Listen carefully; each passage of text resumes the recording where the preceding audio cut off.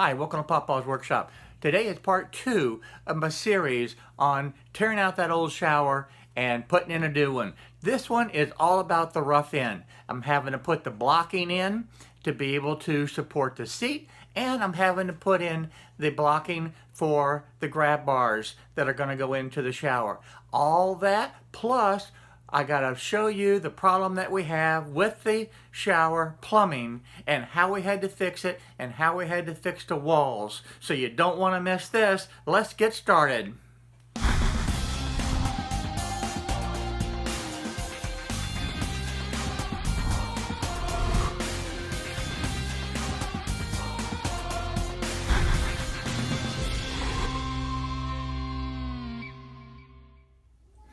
Okay, in part 1, I showed you that this was one of the problems that we have. These pipes have to get back inside of this wall so that I can put sheetrock across here, and then the marble will go on top of that. Here's another problem. There is a floor joist that runs right through here.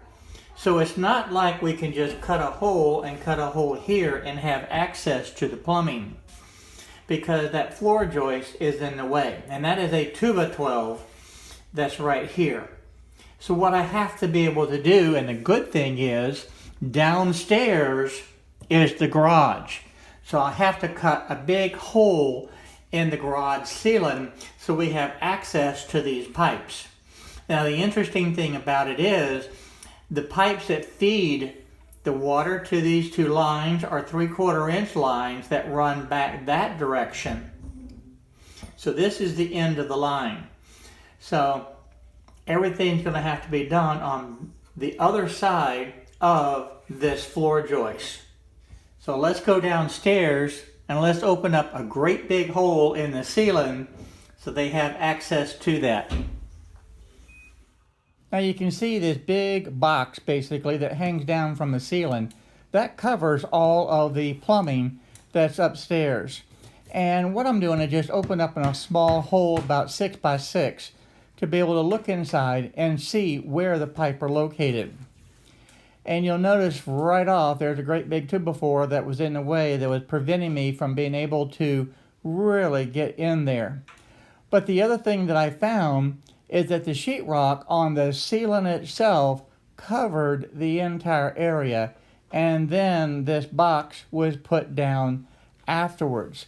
So I really couldn't see anything there. So I was hoping to open up another hole right here, and guess what I found? What I found was solid wood. This actually had a 2x12 behind this sheetrock. One last hole, and I was able to see the pipes and I could see where they were, and I actually had to open up the part that was just to my left so I can see all of the pipes. So let's take a look at the surprise that I found. Okay, I'm down in the garage and I ripped out the ceiling to be able to expose these pipes, and this is why a lot of people hate to do remodeling work. It's unbelievable what I found. These two lines are the water lines that come and feed the shower. And right here you have a branch that goes in that direction. This is actually the hot water, and the one above it is the cold water. And you can see where it turns right there and goes up through the floor. Now upstairs I showed you this floor joist right here, but what you didn't see is these two floor joists that are nailed together. That is sitting directly underneath that plate, which makes it virtually impossible without an extremely expensive situation to move those pipes back into the wall. So this was an interesting exercise. I've got a lot of sheetrock patching to do, which will be another video. I'll show you how to patch this, but for now we're going to have plan B upstairs. So instead of moving these pipes back into the wall because of this floor joist, we're going to end up having to strip the wall and bring that wall out 3/4 inch to be able to make it work. Now the easier problem to fix is this manifold. Now we're going to put a new manifold on, but we'll be cutting the 2x4 and pushing that back into the wall also, so that it will be at the proper depth to be able to have the marble go on. This is the easy part. The part down here on the floor, that's the hard part. The last thing that we actually have to do is take this and move it up higher, because this shower head is going to be in the wrong position where the marble comes around. So this actually has to be moved to a higher location. Again, that's the easy part, and that's the easy fix. Now moving on to the next part, I want to put in all my blocking. So I'm using the 2x6s and 2x4s with my new Armor Tool pocket hole jig. And this is working out good. You can see it adjusts the height right to what I need. And I was able to set my collar on the drill bit to the proper depth and be able to make all of these holes. This works extremely well. Using a pocket hole jig to be able to drill the pocket holes in the 2x4 and the 2x6s is a little bit unusual, but you'll see how this application really works well, and I got to say this jig performed extremely well also. Now to drill these holes, I did not use the vacuum attachment, and as I learned later on, boy, I wish I had. That is a fantastic option that not only gets all the sawdust out of the way, but it actually helps hold the material in place also. Now the vacuum cleaner was actually upstairs, and me being in a great big hurry just didn't want to take the time to run upstairs and grab it. So if you're considering purchasing one of these Armor Tool pocket hole jigs, I strongly suggest, guys, use the vacuum. It works well, and I did not use it for this video, but you will see that on the next video where I use the vacuum. Now we'll be putting a link down in the description to be able to give you the website where you can actually purchase this jig. Okay, with my cut list in hand, I can go ahead and cut most of my furring strips for this back wall. I'm taking all of my 1x4s with the cut list and cutting all of them at one time, and then being able to make just one trip up the stairs.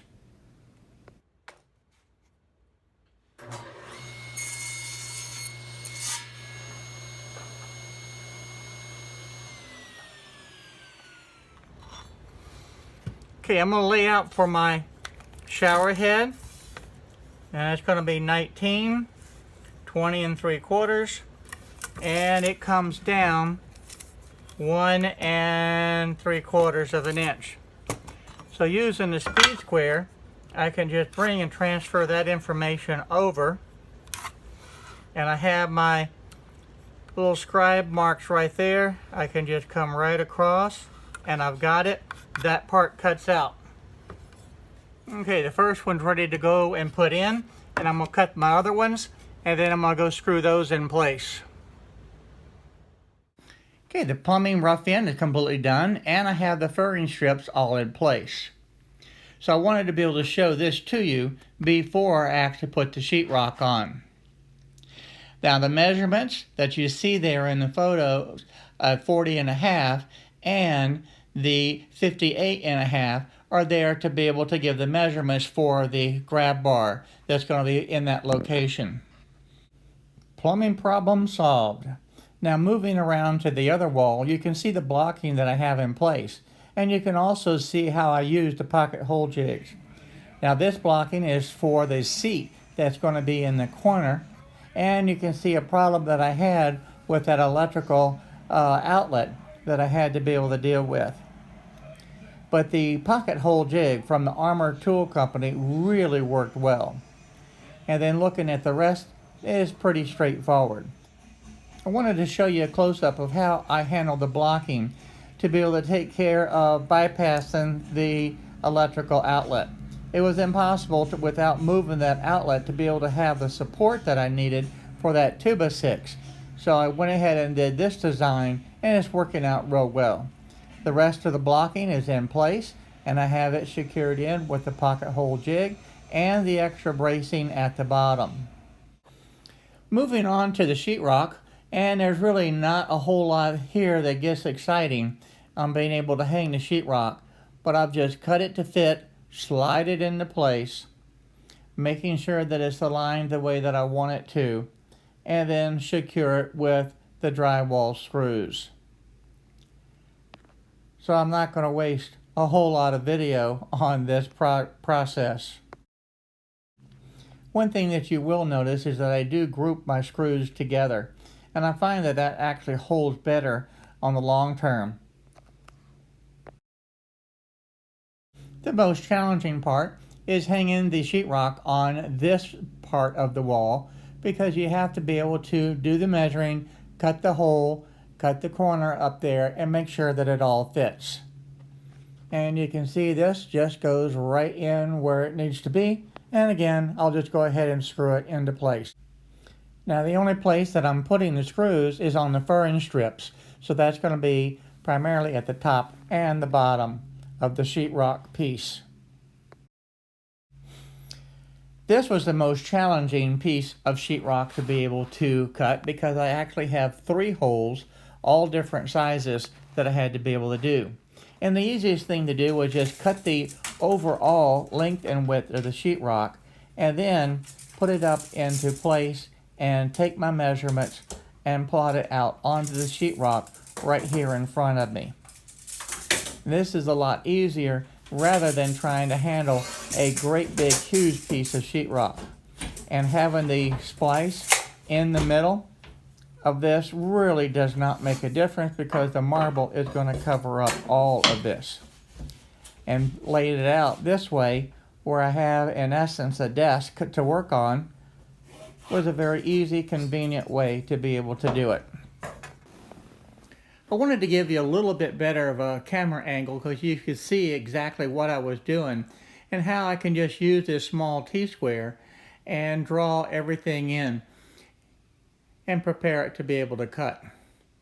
So you can see the square that I put in there, you can see the circle right above it, so it works out real well. Now that everything's cut, let's get a test fit and see how it works.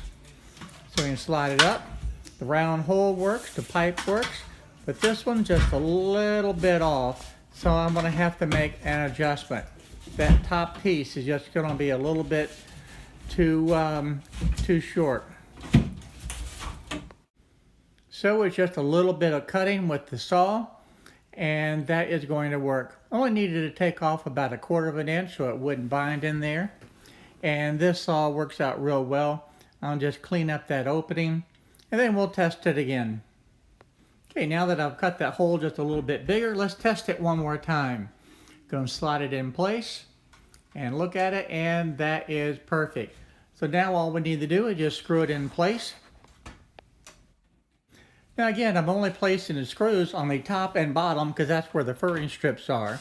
And when I put the screws in on the bottom side, certainly I want to be very careful on the location of the pipes. You don't need an accident now. Last thing I need to do is just add a little bit of the corner bead, and I found this little piece in my scrap bin. So I'll go ahead and use some drywall nails, and I'll nail this in place. And then once this is done, the only thing I'll need to do is go ahead and float out this top portion, because this is the only area that needs to be floated and painted before the marble people come tomorrow. Now I want to give you a quick look at the completed project on the rough end. And you can see I had the first coat of the drywall mud in place, all the sheetrock's in. No need to tape and float this, as the marble's going to cover up all of this area. Hi everyone, thank you for watching my video today. If you like the video, please go ahead and hit the subscribe button down below and the little bell next to it so you'll be notified on the different videos that I upload. Also check out the videos over here to be able to stay up to date on the happenings in my shop. So again, thank you for watching my videos.